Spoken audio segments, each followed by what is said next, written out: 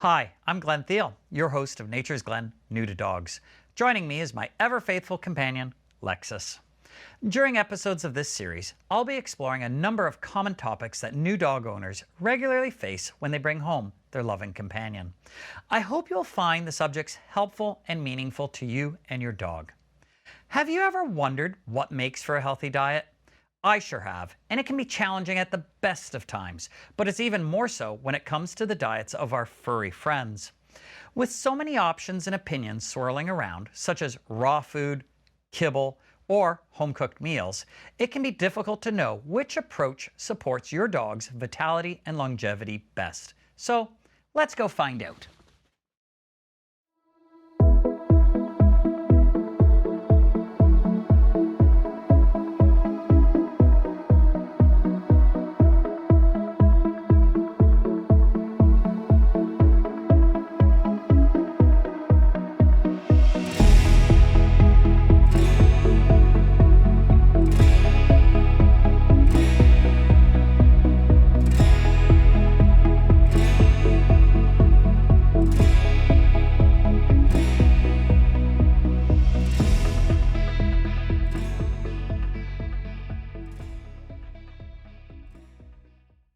Thank you for joining me on this episode of Nature's Glenn, New to Dogs, where I'll be discussing dog nutrition and how you can support your dog's health and quality of life by making more informed decisions. Given all the delicious food options I've gathered here, I've put Lexus away for this portion of the video. To my right, I have raw foods, and to my left, I have processed foods. I'd like to mention that I'm not sponsored by, nor do I promote any of the brands shown. These just happen to be available at my local retailers. The choice of raw or processed food is probably the first, if not primary decision in nutrition that dog owners face. And there are some very strong opinions on both sides of this debate. With this in mind, I will attempt to simply provide information regarding both so that you may make a more informed decision about what meets your individual circumstances and needs best. Remember, life flows like a river, and what meets your needs at one time may not do so at another. Many owners prefer to serve their dogs raw or whole foods, and there are some benefits to doing so. These foods aren't as heavily processed and generally have less additives. They're as close to their natural state as they can get.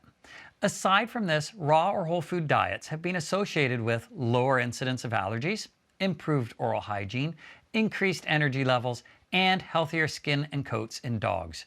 Owners also report having to stoop and scoop a lot less. Here, I have a selection of fresh vegetables, including broccoli and asparagus, sweet bell peppers, carrots, and I also have some fresh chicken breast. But these diets are not free of challenges. Preparation and cleanup can be a concern, along with potential health risks due to contamination. Careful, safe food handling practices need to be strictly followed at all times. Ensuring a safe, balanced diet also can be more complicated when working with raw or whole foods. Sourcing ingredients, balancing the diet, and portioning meals takes time and practice. Because of this, some dog owners decide to rely on commercial raw diets that come pre-planned and packaged in ready-to-serve containers like those I have presented here, which happen to be stew and shredded chicken. Sounds yummy.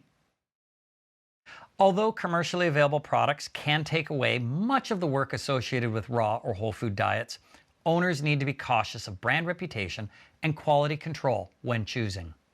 Regardless of approach though, serving a raw or whole food diet often requires greater storage capacity and can be more expensive for owners. The alternative to serving your dog raw or whole food diet is to serve processed food such as dried kibble or moist canned food. Such diets require a lot less planning and preparation as they are generally nutritionally balanced during the manufacturing process.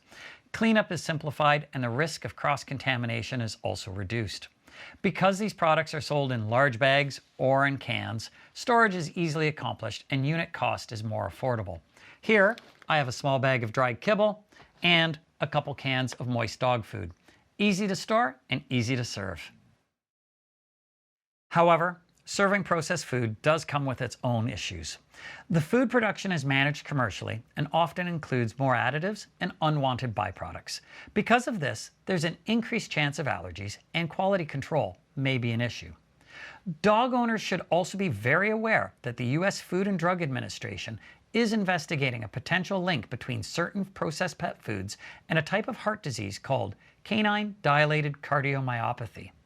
Specifically, the FDA is looking into foods labeled as grain-free at the time of this production, and the connection appears to be related to the ingredients used to replace grains rather than the absence of grain itself.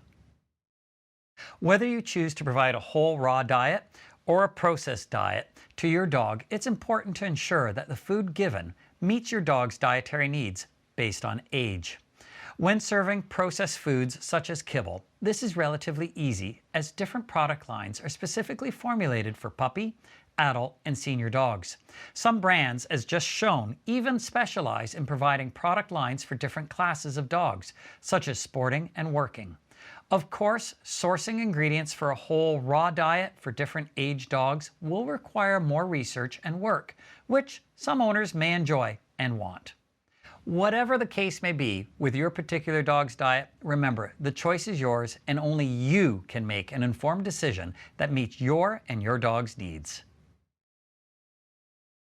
Dogs are amazing loving companions and provide people with so many different things, but they're also dependent on owners to provide proper care and nutrition. Remember, it's your responsibility to look after them appropriately at all times. I hope you found this episode of Nature's Glen, New to Dogs, helpful and informative. If you did, check out other videos in this series and be sure to like and subscribe.